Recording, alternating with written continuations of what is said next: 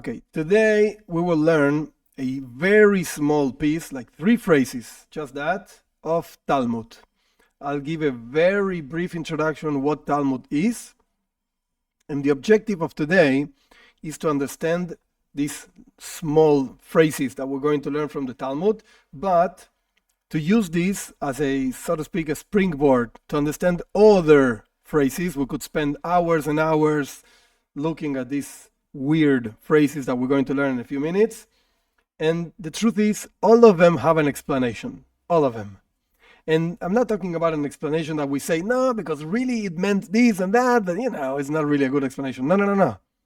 Each single phrase that looks weird in the Talmud, there's a reason for that. There's something behind it. It's not that the Talmud sages like 1800 years ago were so crazy that wrote whatever they thought about. No. They have their meaning. Today we're going to learn specifically about one idea that the Talmud brings about the perspective of the Jews on non-Jews. That's what we're going to learn about. And again, this can be used to explain not just this particular subject that we're going to learn, the phrase that we're going to learn, but to other phrases. It can be applied to other places in the Talmud. So first of all, as a very brief, I don't want to spend too much time on this, very brief introduction to the Talmud. What's the Talmud? The word Talmud itself means learning, limud, learning.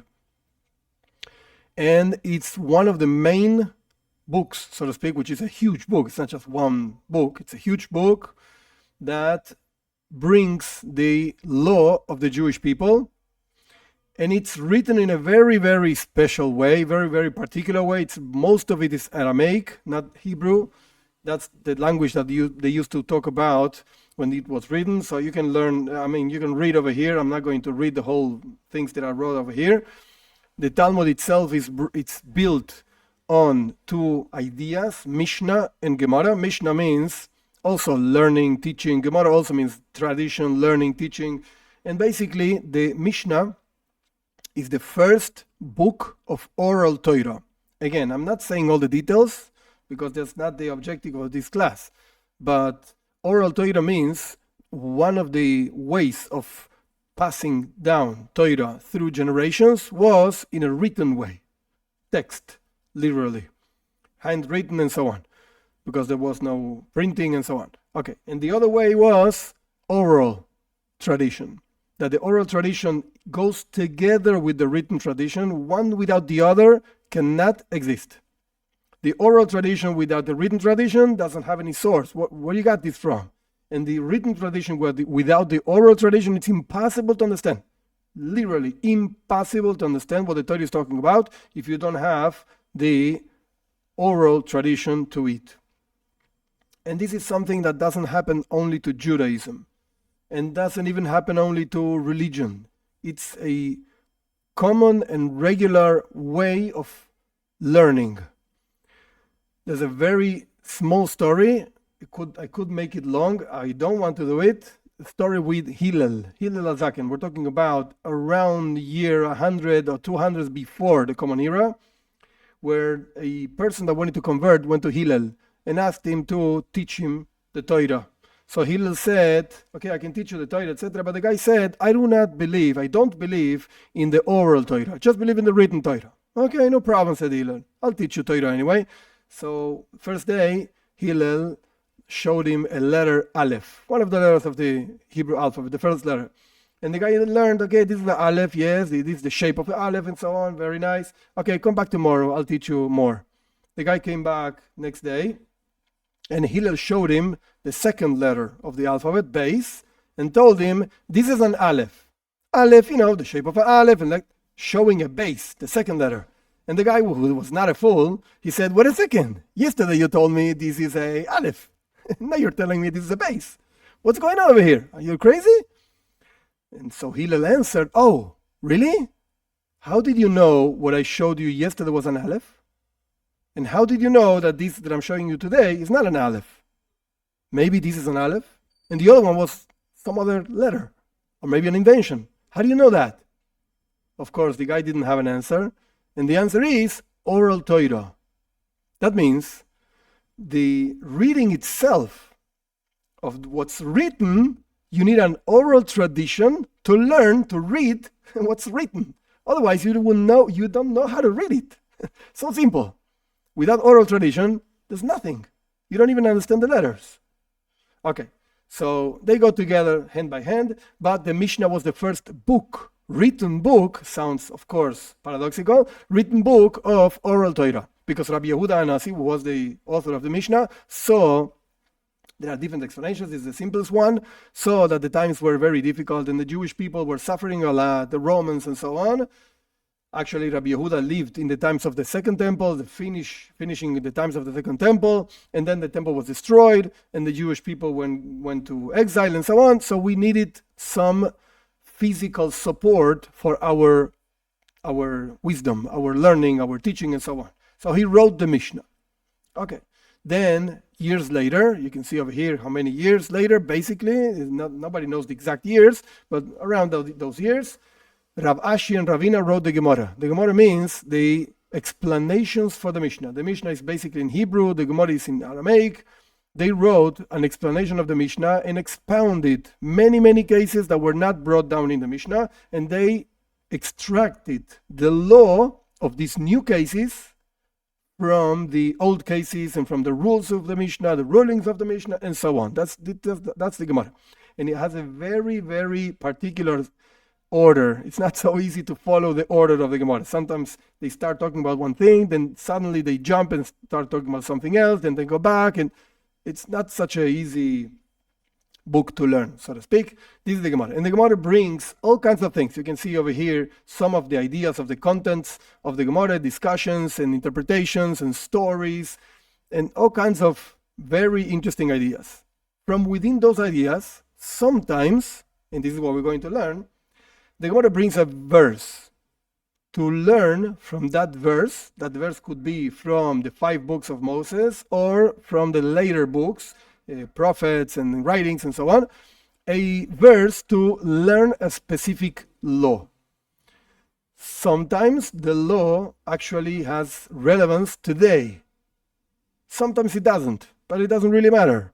They argue anyway, they bring the sources, and sometimes even really not relevant things, our sages, like even in modern times, they bring from those places that look irrelevant, and they learn laws that are relevant for us today.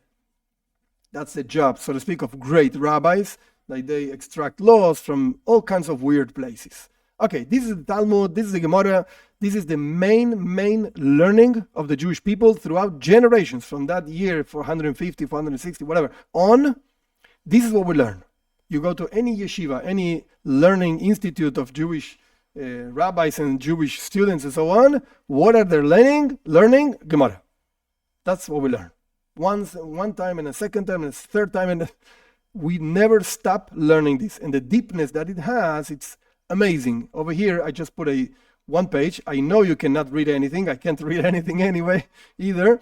But the centerpiece is Mishnah, just a little bit over here, and the rest is Gemara. And over here we have Rashi, commentators, Rashi, Toises, commentators to commentators, Rabbeinu Gershom, all kinds of, you see, small things written all around the page. Those are comments and comments to the comments and comments to the comments, and no end. Literally no end. And books and books and books written about this. Okay, that's the Talmud.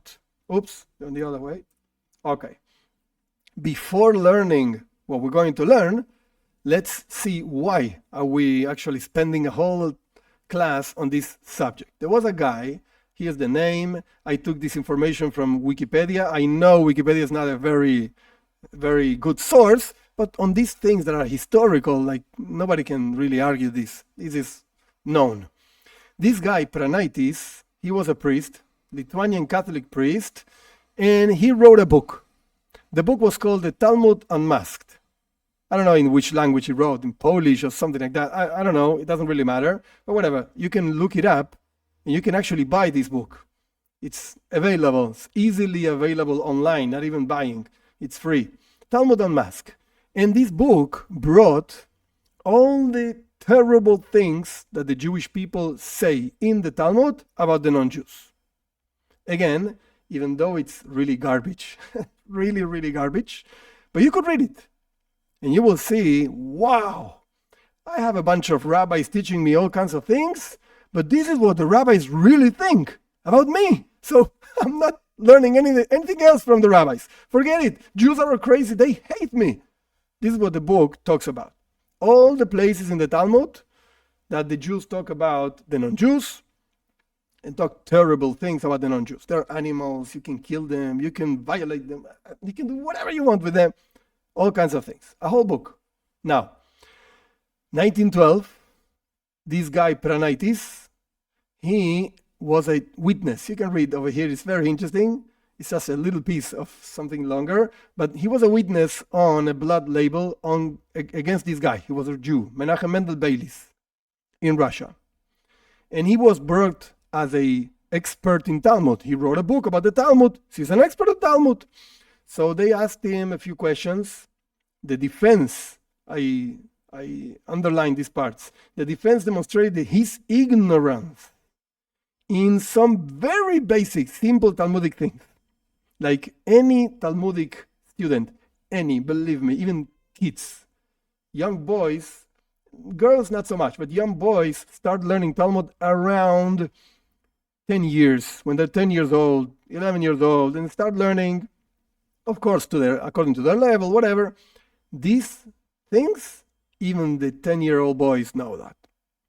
What's chulin? Chulin means like not holy things. Eruvin means a process through which a person can carry things in Shabbos in certain places. Baba Basra is one of the most famous, believe me, tractates of the Talmud.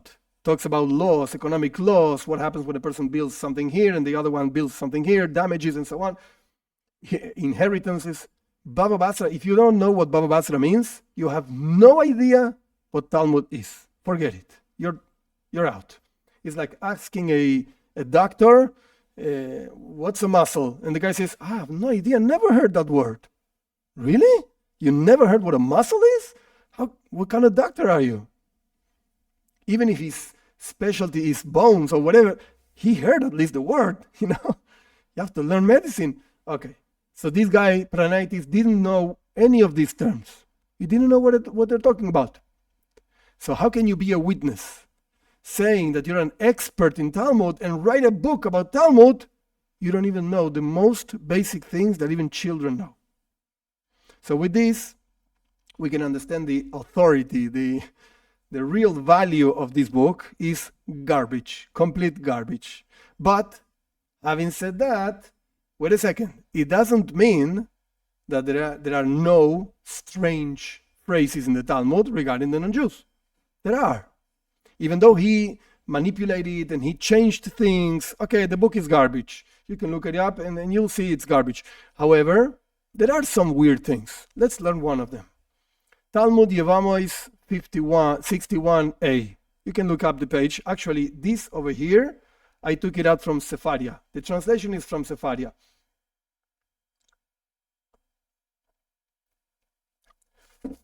I, on purpose, left the Hebrew part and the English part. You can see like the underlined words are the real words, and the rest is just the English additions in order to be able to understand what it's talking about. And down here, over here, I wrote the original version of the Talmud. I'll read it to you. I know it's not translated. Don't worry. I'm not expecting you to know Hebrew. English you should know. Probably better than me, but not Hebrew. Don't worry. And over here, I wrote some parts of the commentary of Rashi. Rashi is the main commentator of the Talmud and the Torah itself. He lived in France, year 1100 and 100. Okay, so let's go. Let's learn. Kivre goyim, over here it says goyim. Goy means a nation. That's the meaning of the word. Actually, the Jewish people is also called a goy in the Torah. Mi goy gadol, who's a great nation and so on. God calls the Jewish people a goy also. It's true. It is used despectively towards non-Jews. That's true. But it's just a word. The word in itself doesn't have anything bad. Now, over here, even if you don't know Hebrew, don't worry, it says goyim over here. Look over here. This is the original Talmud, not the Sepharia version. It doesn't say goy. It says kivrei over here, kivrei, kivrei. But then over here it says goyim, and here it doesn't say goyim. Why? Because the original version says the graves of the idolaters, of the koichavim. That's what it says over here, idolaters. They changed it over here in Sepharia to put it a little bit nicer, so to speak. But the truth, what is the Talmud talking about? It's talking about a grave of a regular, those days, idolater. Pagan, those guys that destroyed the temple and so on. Okay, the graves of the Gentiles do not render items impure through a tent. Stop. There are different types of impurity in Judaism. One of the types of impurity is impurity of a corpse. But even within the impurity of a corpse, there are different types of impurity of a corpse. You could touch it and you become impure. Or you could actually be in the same tent, in the same room with a corpse, and you also become impure. Okay. Or could be that the body is buried. In this case, it's a grave. It's buried. And you actually go on top of it. It doesn't mean that you touch it or you actually step on it. No, but you just go on top of it. You pass on top of it. You become impure. That's if a Jew is buried over there. What about a Gentile? What about a non-Jew? In this case, again, I go back to the original text. There's an idolater over there. There's a pagan over there buried, full of graves all over the world. So can you pass through it? The answer is yes. Do you become impure or not? This is what the Talmud is arguing. Now, before going on, even though you can read it and it's fine, we're going to read it together. But before moving on, what implications does it bring for a person to be impure? Zero. Nothing. I'm impure, and I don't have any problem with that. My whole family is impure also. Everybody that I'm in touch with is impure also. Just because we live outside of Eretz Yisrael, we're already impure. And if you live in Eretz Yisrael and land of Israel, you're also impure. The only implication would be if you're a Kohen, a descendant of priests, then you cannot become impure. And if you become impure, no problem. We don't do anything about it. There's no problem. So we're not discussing something 100% practical for regular people. No, we're just discussing this. Why are we discussing this? Because you would not be able, being impure, to enter the temple or to eat part of a korban, of a sacrifice, which anyway today doesn't happen. We don't have a temple, we don't have sacrifices, so anyway, doesn't really apply. It's not something practical. But the Talmud is discussing it anyway. The graves of the Gentiles do not render people or things impure through a tent. That means by just being on top of it, even if you don't touch it. Why not? Because if you're actually on top of a grave of a Jew, you are impure. Why are you not impure if you're on top of the grave of a non-Jew? Because there's a verse. What does the verse say? The verse says, and you, my sheep, this is the verse in Ezekiel.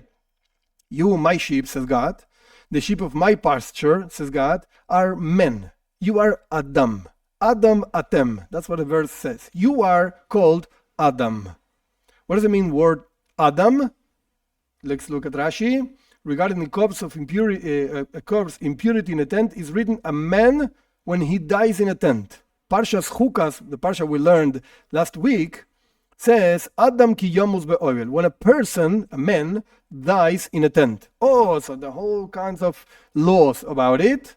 So we see that there's a certain type of impurity of a corpse regarding the word Adam, man, and tent, oil.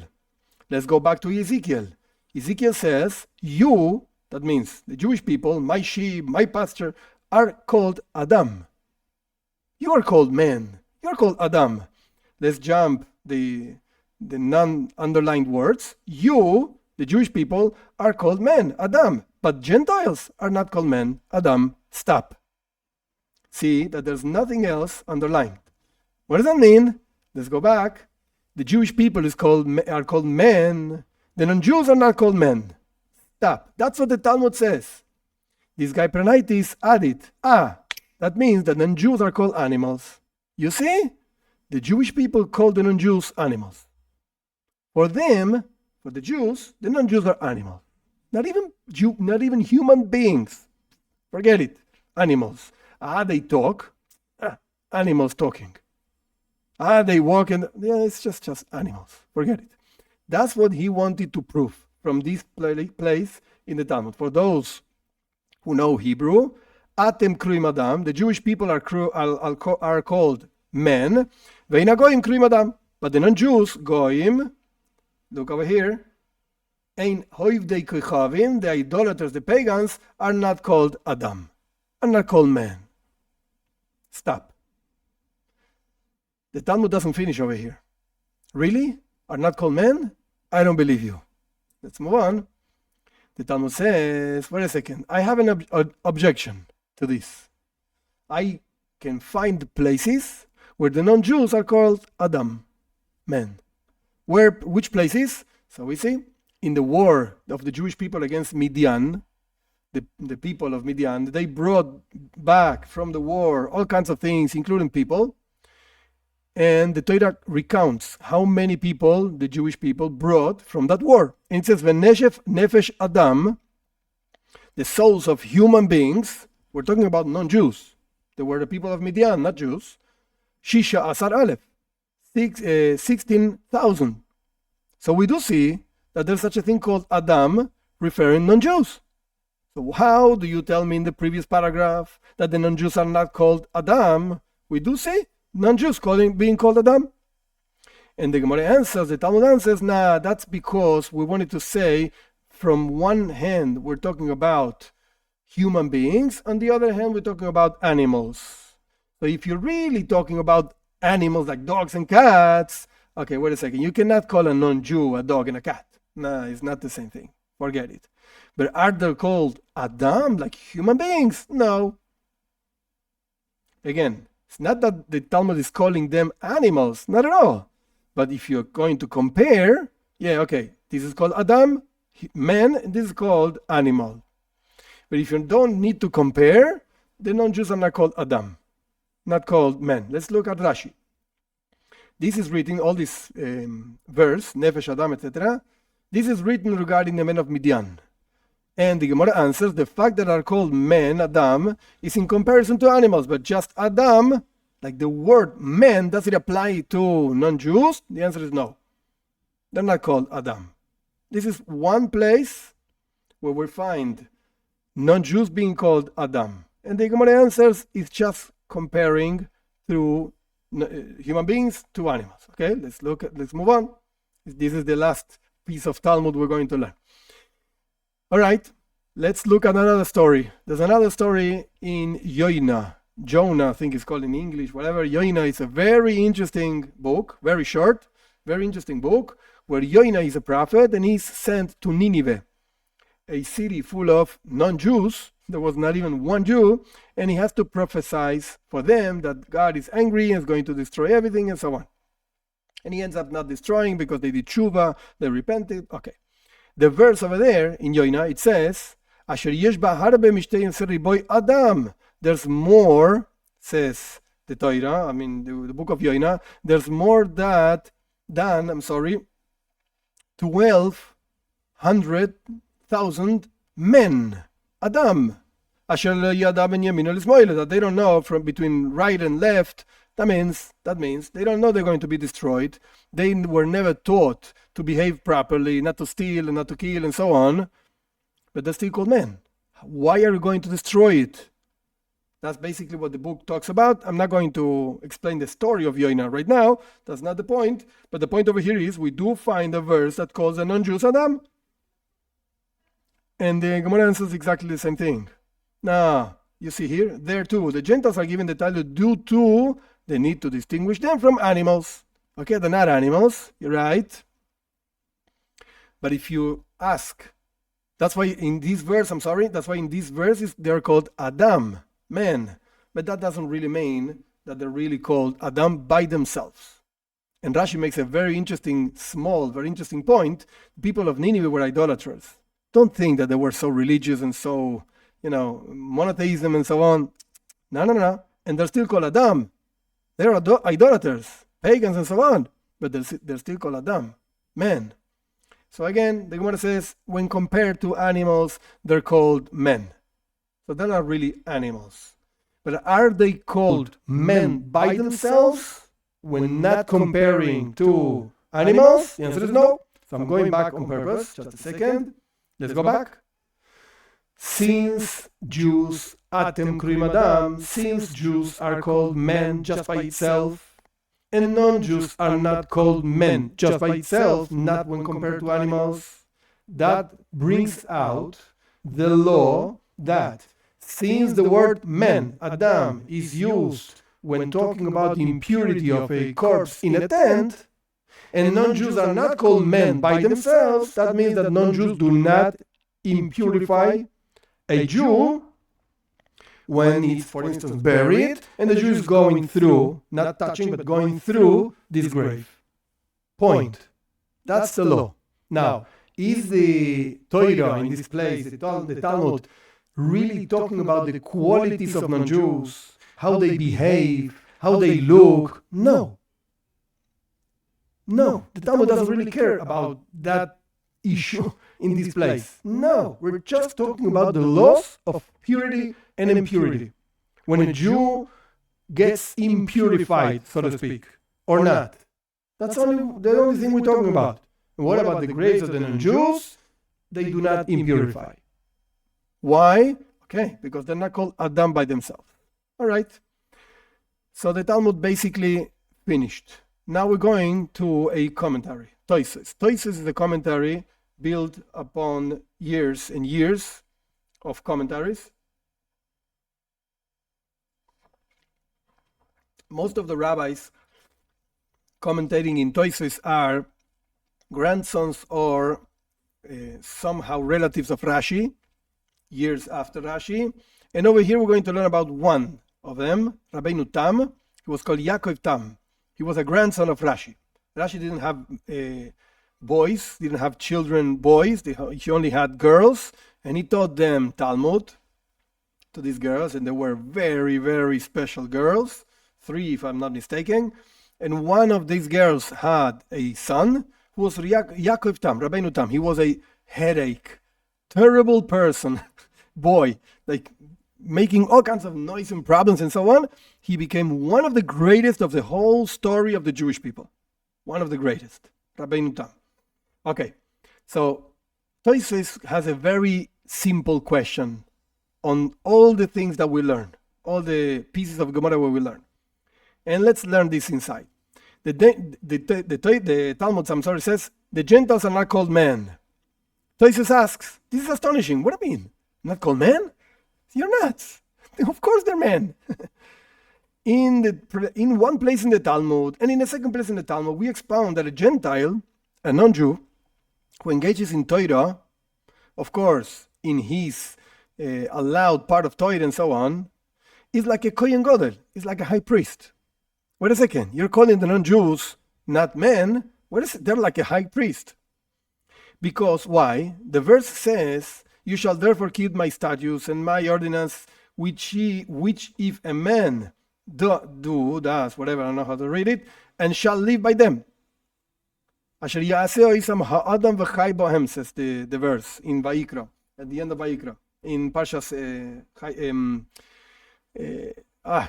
Acharei Mois. Okay, so the Parsha says basically that when a person actually, man, says the Torah, does the mitzvahs, he lives by the mitzvahs, and the Talmud says, it is not stated priests, Levites, Israelites, that they do the mitzvahs. No. It says men.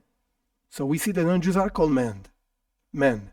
So how can the Talmud says over here in Yevamois that non-Jews are not called men? We do find a place where the Talmud itself calls the non-Jews men, using a verse from the Torah. So it's a contradiction. How do you solve this contradiction? Rabbeinu Tam has a very interesting idea. And later we're going to learn another idea, nothing related with Rabbeinu Tam. Very interesting idea. Rabbeinu Tam explains the following idea. Man in Hebrew is called Adam. It's written Adam. And the man, Ha-Adam, the man are two different things. Don't confuse. Gentiles are included in the idea of ha-adam, the man. Look over here. The verse says over here, you shall therefore keep my statutes and my ordinances, which if a man, English says a man, but the verse says ha-adam, do, shall live by them. Okay, very nice. People have to live by the ordinances and so on from God, statutes from God. But the verse talks about ha-adam, with a hey, the men. That includes non-Jews, clearly, because we have two places, Avodah Zarah and Sanhedrin in the Talmud, that clearly says that ha-adam, the men, includes non-Jews, even calls them like a Kohen Gadol, like a high priest. But when the Torah says Adam, just like that, without the hey, ha-adam, no. Adam, that only talks about Jews. It's two different expressions. Let's learn the Tosis from inside. But surely it says, it does not say priests, Levites, and Israelites. That's what the Talmud says in Avodah Zarah and Sanhedrin, calling the non-Jews high priests when they engage in the Torah learning, whatever they have to learn and so on. If the word man excludes Gentiles, it should have said it does not say man. No, ha-adam, Adam. This means, I'll explain in a second in different words. This means that if it does not say man, which would connote priests, Levites, and Israelites, I'll explain in a second, rather the men. Support for that is that in all the verses we ask from, it says men. We do not ask from verses that say the men. Stop. What is Rabbeinu Tam saying over here? Rabbeinu Tam is posing a very simple difference between two expressions in the Torah. Expression number one, Adam, men. Expression number two, ha-adam, the men. Two different words. Just one letter difference. When the Torah says just the word Adam, that refers only to Jews. When the Torah says ha-adam, that includes also non-Jews. This is what Rabbeinu Tam is saying. So let's go back a little bit. If my computer wants, let's go back a little bit. Look at the verse in Ezekiel.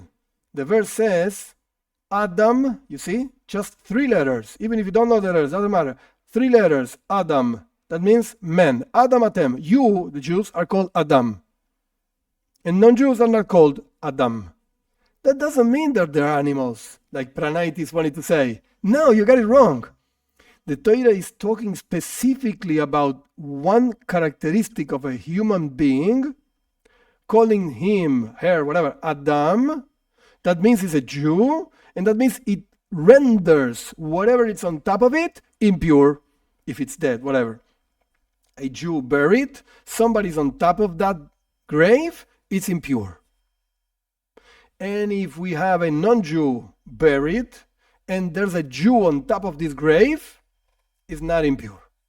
Why? Because over here we're talking about Adam. Now, look at the verses, the two verses from where the Gemara asks. It says the word Adam. It doesn't say Ha-Adam. There are thousands, I don't know, it says thousands. Of course, tens and tens of verses that talk about human beings in Tehillim, in Psalms, in the Torah itself, and calls them human beings. Of course they're human beings. Here we're not arguing whether a non-Jew is a human being or not. Of course, are you a fool? You see, two eyes, two nose, and so on. It's a human being. We're talking about the laws of impurity. Regarding those laws, does the non-Jew impurify somebody or not? The answer is no.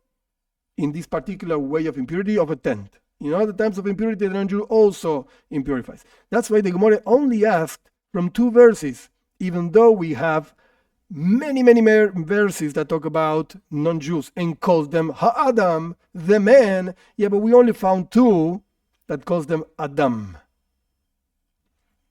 You see? The Gemara asks just from two places we find the same words, because those are the only two places where non-Jews are called Adam. In the rest of the places, they're called Ha-Adam, the man. That's what Rabbeinu Tam wants to say. What's the conclusion of this? Don't come and use this particular idea of the Talmud to say that the Jews call the non-Jews animals. No, that's not what we're talking about. Not at all. Not at all. Okay, having said all of this, this is the answer of Rabbeinu Tam.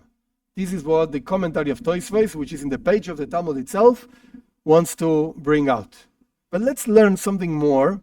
The truth is, it's a huge, really long writing, commentary. I just brought down a few ideas out of this commentary. But before that, I forgot about this. This is very interesting, very interesting. Before that, one place where you can see the difference between Adam and Ha-Adam.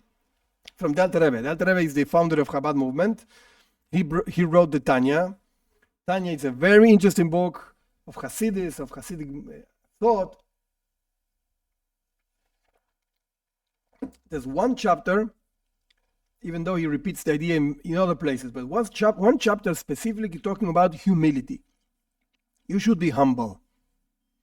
And there's a teaching in Pirkei Avos, in the ethics of our fathers. And the teaching says, Rabbi Meir says, whatever, he says something else, and then he says, be humble in front all of men. Be in front of all men. And Rabbi Meir says, Adam. What would that mean? Let's use Rabbeinu Tam's teaching. When we say Adam, it means Jews. When we say Ha-Adam, it means non-Jews. Okay, wait a second. Rabbi Meir is saying you should be humble in front of Jews. One Jew has to be humble in front of another Jew. Do you have to be humble in front of a non-Jew? No. Rabbi Meir doesn't say that. It says Adam. Okay, let's look at the Alter Rebbe now. Chapter 30. The Alter Rebbe is talking about humility. It says, moreover, this you could put to your heart to fulfill the saying of our sages. He's quoting Rabbi Meir, but he changes one letter. He says, be humble before all men. The Alter Rebbe says, Ha-Adam. Look over here. Bnei kol Ha-Adam. You see the hey? It's 4 letters. It's not 3. It's 4. The Alter Rebbe adds 1 letter. What does that mean? Okay, Rabbi Meir says a Jew should be humble in front of another Jew. That's regular, common teaching. Comes the Alter Rebbe and says, you want to go beyond the letter of the law? Hasidus, that's what Hasidus means. Beyond the letter of the law. If you really want to be humble, you should be humble in front of Jews and also in front of non-Jews. And how does it say this? Just by adding 1 letter. Ha-Adam. You see that he's quoting the same thing? Heveish fal ruach b'fnei kol ha-Adam. And tell you more. When the Alter Rebbe brings his version of Pirkei Avos, of the ethics of our fathers, in his Siddur, in his prayer book, because we do say it in Shabbos, in summer, whatever, and that the explanation doesn't matter right now. When he brings this version of the Mishnah, what does the Alter Rebbe say in the Siddur, in the prayer book for Jews? Just Adam. That's the regular version. That's what you should have in your mind. But when the Alter Rebbe is teaching you Hasidus, a deeper level of understanding God, the Alter Rebbe says, Ha-Adam. He adds 1 letter. Why? Because he is thinking about what Rabbeinu Tam said. Rabbeinu Tam said, Ha-Adam includes non-Jews also. You should be really humble. Doesn't really matter if the person in front of you is a Jew or non-Jew. You should be humble anyway. That's what the Alter Rebbe brings. Okay, after having said all of this, let's move on to basically the end. There's a lot to say about this, and believe me, it's a really long and complex text. Why is it complex? Because of the author, which is a very complex book to read and to learn, but he is a genius. He was a genius, real genius. We're talking about the Malbim. Malbim, this is his name, Meir Leibush Ben Yechiel Michal Weiser, I don't know. He lived in Poland. These are the years. And he wrote a commentary on almost all the Tanakh, the Torah, the 5 books of Moses, whatever. He wrote a commentary, complex commentary. He was an expert in Hebrew, like real expert. And throughout his commentaries, and also mainly his commentary to Noach, to prophets and to writings. He didn't finish the whole commentary of writings and so on, but whatever. When you read his commentary, he looks at nuances so deep, very words that look the same. He says, no, don't get confused. This means a feeling in the heart. This means a feeling in the brain, whatever. He brings very deep ideas, very interesting and difficult to learn. And he wrote a commentary on one, within all this commentary, on one verse in the Torah. All of this is taken out of one commentary that he did on Va'ikra. Va'ikra, in the beginning of the third book of the Torah says that we have to bring offerings. And the Torah says, Adam ki yakriv mikem korban lashem. When a person of you makes a korban, an offering to God and so on, what are the laws of offerings? You can look at the third book of the Torah and so on. Very good. But the Torah starts saying Adam, man. When a man brings a korban and so on, an offering. So it has a long explanation of what man, the word man means. What does it mean? And he brings our Gemara. He brings our piece of the Talmud. And he says something very strong. very, very interesting. Okay, first of all, he brings a difference between the word ish in Hebrew and the word Adam. Ish usually is used for saying man. If you go to Israel and say ish echad, there's one man. That's really what it means. But he says if you really want to go deep and understand Hebrew, the true Hebrew and so on, is not the same. Ish represents an individual, but it could be anything, even an object. And he brings verses and so on. Why? Because the word ish, I wrote it in Hebrew on purpose, is related to the word yesh. Yesh, you see it's written basically the same, means existence. There's an existence, the yesh, yeshus, something that exists, an object. So a man could be called an object, and a cup could be also called an object. So we use throughout the whole Torah the word ish, referring to all kinds of things, to plants, to animals, to stones, to men. Doesn't make a difference. That's ish. But the word Adam, and this is the very interesting part of what the Malbim says, the word Adam only refers to human beings. Only. There's no place in the Torah. He brings even one exception. I don't remember exactly now what the exception was, and he explains it, but whatever. There's no place in the Torah that the word Adam is used if not referring to a human being. Stop. With this idea, we could already finish. Why? Because clearly, when you call the non-Jews Ha-Adam, or whatever way you want to call them, it means a human being. You could argue what type of human being, a good guy, a bad guy, that's another story. However, definitely, it's talking about a human being. So let's not call the non-Jews animals. Erase that, delete that idea from your mind. Judaism doesn't call non-Jews animals. Forget it. They're human beings. Again, maybe they're bad guys, evil guys. Okay, there are Jews that are also bad guys. What can I say? But we're not talking about how he behaves, she behaves. We're talking about what's this thing in front of you? It's a human being. Or it's a dog, it's a cat, whatever. This is a human being. Is it a Jew? No, but it's a human being. Okay. So that's what the word Adam means. Why? Why the word Adam? Because it comes from the word Adama. Adama means dust, earth. Man, if you look at the beginning of the Torah, was created from the earth, the body and so on. And clearly the body of a human being is different than the body of an animal. Clearly. So when talking about the word Adam, you're referring to a specific shape and characteristics of a body, bodily things. The guy has two eyes, and over here, and a nose, and the ears, and so on. Yeah, I know, dogs also have eyes and nose. Yeah, but they're not like ours. They're different. Whatever, it's a dog, it's a cat, it's a blah, blah, blah. But when you're talking about the word Adam, in any context you want to put it, it's talking about what we know in the world as a human being. We're not talking about behaviors. We're just talking about the body of this person is a human being. That's it. Point. And then he brings another idea, very interesting, to move on with this idea that we're learning. Adam is an essential name. What does that mean? Adam usually refers to a human being because it has a thinking soul, has a shape of God inside of it, Tselem Elokim, the image of God, whatever that means, free will, and so on. Usually, when using the word Adam in the Torah, it refers to somebody that is worried about what God really wants from him, her, whatever. That's usually what the word Adam means. But again, Adam, it's a bodily thing. It's a bodily thing. You cannot confuse it with an animal. However, there are some men that don't behave like men, behave like animals. And that's how the Malbim explains this piece of a Talmud that we were learning.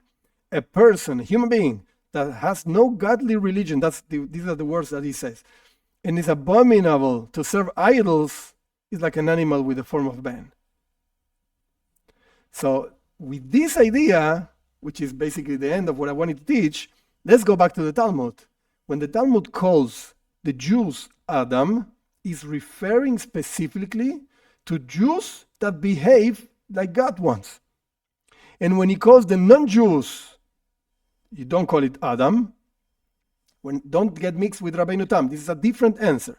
When you call the non-Jews, when you don't call them Adam, why? Are there animals? No, are you a fool? You see, the guy looks like a human being.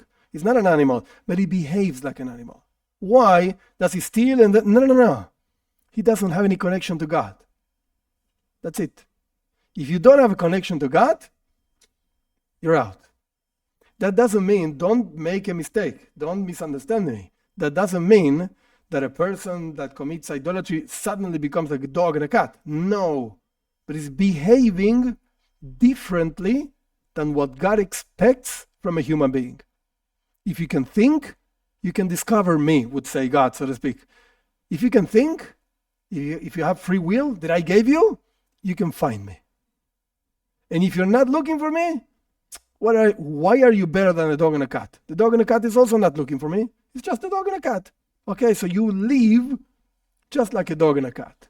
But that doesn't mean that you're an animal. No, you're a human being, of course. And you could change your ways and behave and develop yourself and improve yourself. Yeah, very nice. But in the meantime, I'm sorry, you're behaving like an animal. And the point, and somebody actually commented this in the chat, and the point is, if you're serving idols, idolatry, forget it. You're like an animal. But again, not a real, true, whatever, dog and cat. No, human being behaving like an animal. So, in summary, let's go back.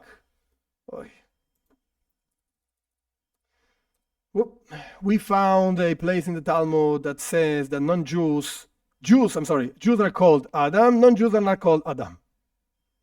Idolaters, the true version of the Talmud, are not called Adam, which is weird. We brought two questions from two places in the Torah that it says Adam referring to non-Jews, and we said, when you actually put them in front of an animal, you're right, it's human beings. But otherwise, no, they're not called Adam. And then we brought an explanation from Rabbeinu Tam, making a difference between Adam and Ha-Adam, two expressions in the Torah. Adam refers to Jews. Ha-Adam refers also to non-Jews. And we brought a teaching from the Alter Rebbe, showing how a person should be humble. Even a Jew is talking to a Jew, because the Tanya was written for the Jews. Then you can actually interpret it and take lessons for non-Jews. It's very nice, but it's written for Jews. And a Jew should be humble even in front of a non-Jew, Ha-Adam. And then we brought another completely different answer. What's the completely different answer? A human being should search for God. Should search for something beyond himself, herself, and so on. That's what God is expecting of the human being. And if you don't do it, you're like an animal. Why are you better than an animal? What's better in you than an animal? Just behave like an animal. And he explained the difference between Ish, Adam, and so on. I'm not going to go to the whole thing again. But basically, just like this phrase in the Talmud has an explanation, deeper or not so deep, whatever, each single quote-unquote weird phrase in the Talmud also has an explanation.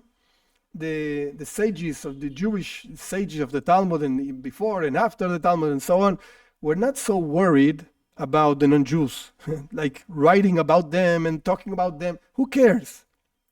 It's painful to say this, but I don't know. We have so many problems inside of us and so many challenges and so on. You still have time to write about what the non-Jews do. Whatever, let them do whatever they want to do. That's the way of thinking, frame of mind of the teachings of the Talmud. You're going to find the Talmud Unmasked, and it says terrible things. Yeah, most of them are false. Most of them are false. And even those that are not so false, they do have an explanation. You have to sit down, learn inside, and you will find the explanation, definitely.